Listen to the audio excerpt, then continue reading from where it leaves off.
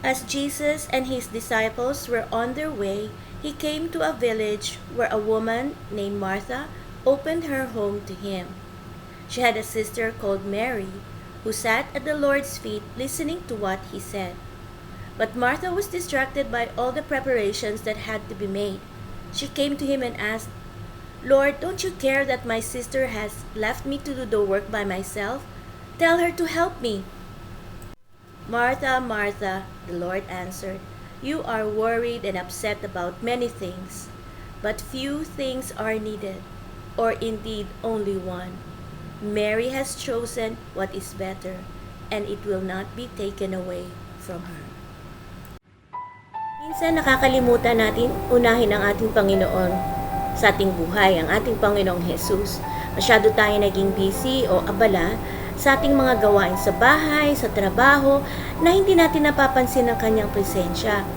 Ang pag-aasikaso sa pamilya, ang paghahanap buhay, o ang paglilibang, hindi naman ito mga masasamang bagay. Ito'y mga mabubuting bagay. Pero meron pang mas mabuti, at kung hindi pinakamabuting bagay, ayon ay ang mag-pray, manalangin, magbasa ng Bible, at gumugal ng panahon para sa Panginoon na unang-una sa ating buhay. Ang ibang tao, tumatawag lamang sa Panginoon o nagpe-pray kung may problema. Yung iba nga kahit may problema na, hindi pa rin nananalangin. Sila lang ang gumagawa ng mga paraan para ma-solve ang kanilang mga problema. Yung mga ibang kaparaanan naman ay hindi masama kundi mabuti. Pero ang pinakamabuti ay hanapin ang katwiran ng Panginoon sa pamamagitan ng panalangin at pagbabasa ng Biblia. Meron din mga tao na hindi na nga sila nananalangin ay sumusunod pa sila sa mga payo ng mga taong malayo sa Diyos at may mga masamang gawain. Kaya ang kanilang mga problema ay lalong nagiging komplikado at grumagrabe. Trust in the Lord with all your heart and lean not on your own understanding. In all your ways, submit to Him, and He will make your paths straight.